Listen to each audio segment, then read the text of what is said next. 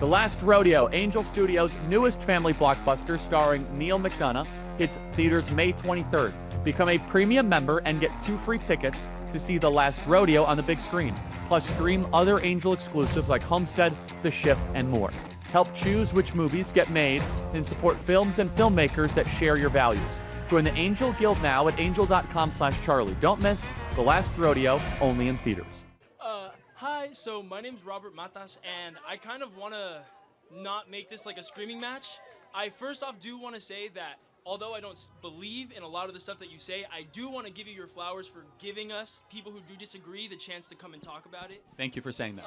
And two, like, even for me, like someone who wants to get into politics, I have a chance now to challenge my beliefs and my stuff with someone who's like talked to Newsom and everything. So my main thing I want to talk about is the fact that, so you have said that you're a constitutionalist, right? Like, do you feel like you are a strong believer in the Constitution? Correct. Yeah. So my question is, or I guess my belief is that now with the modern day presidency, you cannot be a constitutionalist and still support Trump. Okay, why? And then I have a follow-up question. So my first thing is, one, Trump openly defying the Supreme Court, and supporting that is him saying on an interview just the other day, he does not know if it's his job to uphold the Constitution, which in fact is one of the main jobs of the presidency. Which I feel like, am I wrong? Can you combat that? I don't believe that's what he said, but let's talk. You can look at the interview. That's literally what he said. He has lawyers to decide whether he has to uphold the Constitution. No, of course. When the DOJ is not his attorneys. Well, no, the DOJ actually 100% is. They are the U.S. government attorneys. No, but they do not protect Donald J. Trump. Stop interrupting me. First of all, what branch is the Department of Justice in?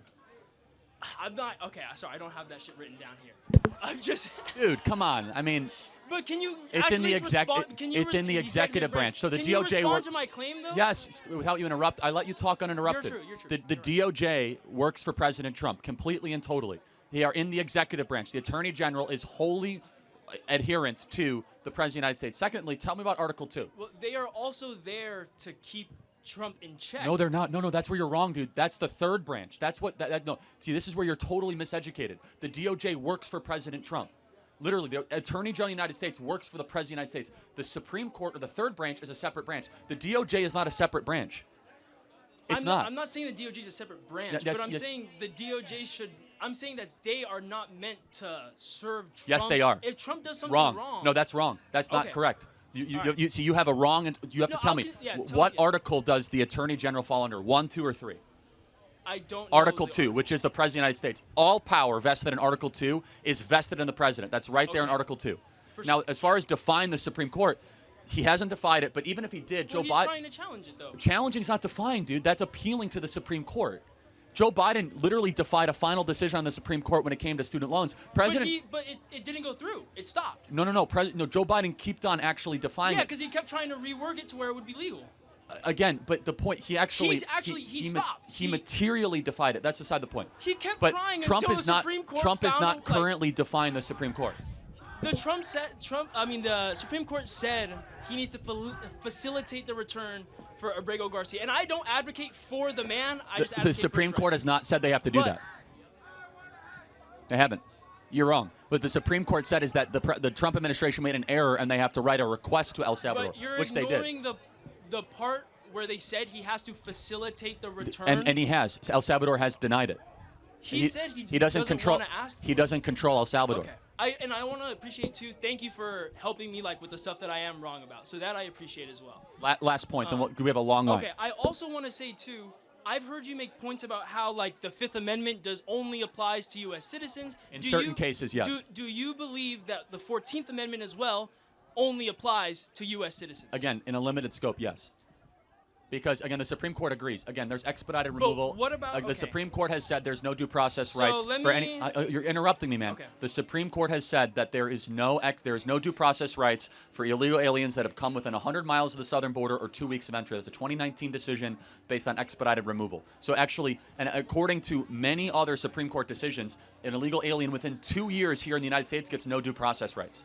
Okay, but what about, so also this is something I want to point out too. You call a lot of the immigrants that are in the country, ones that cross over the border, illegal immigrants. They're all criminals, yes.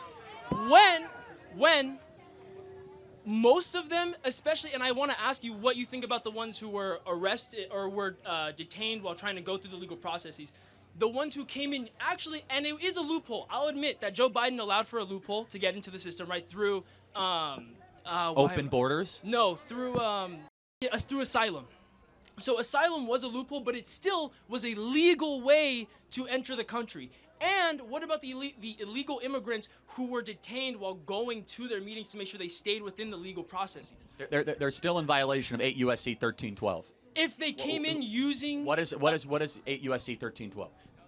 You don't know. That's fine. It's fraudulently filling out an asylum claim, of which these people are. But that's what the courts are Again, for. there's 8 U.S.C. 1305, which is illegally crossing the southern border, which can be enforced also upon the second entrance going on. And then there's 8 U.S.C. 13. Into the border. Again, man, I know. I don't mean to make you look bad. Okay.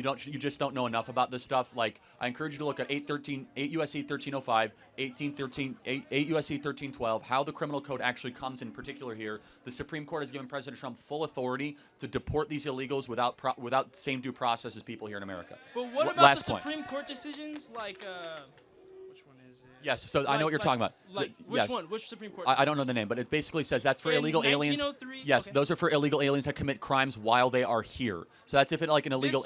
This Supreme Court decision recognized due process rights for non-citizens in deportation hearings. Yes, correct. Again, the Supreme Court has clarified that in 2019 that not every single illegal here within the last 2 years gets a deportation hearing. They've clarified it, and people are conveniently ignoring it in the media. Thank you for your time. Can you tell me then where I can find that they clarified it? Type in a ChatGPT. Not ChatGPT, from the Supreme Court. Well, again, it will lead you to the source. Say, find me the Supreme Court case, because I don't know the name of it. 2019, 2018 decision around expedited removal within 100 miles of the border and 2 years of being in the country. The Supreme Court clarified they do not need the same due process rights. But, so you're also saying, though, that these other Supreme Court cases that reaffirmed that due process rights does apply to non-citizens, naturalized or... Again, what the Supreme Court said is they had a distinction. They said that if an illegal alien is here and, for example, commits a DUI, they get due process on that infraction. They don't get due process necessarily on just the fact they came into the southern border illegally.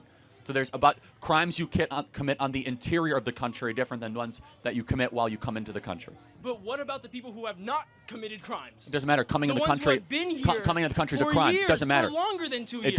The Supreme Court will hopefully... It's a civil offense. It's not. Again, it's an 18 U.S.C. I'm pretty sure it's 13. It's 8 U.S.C. 1312, it makes it a felony to harbor yourself illegally in the United States of America and not notify the government of your presence. You can look it up anytime you want. 8 U.S.C. 1312, any illegal alien that does not tell the government where they are, what they're doing, and why they are here is in violation and is currently committing a felony. Thank you for your time.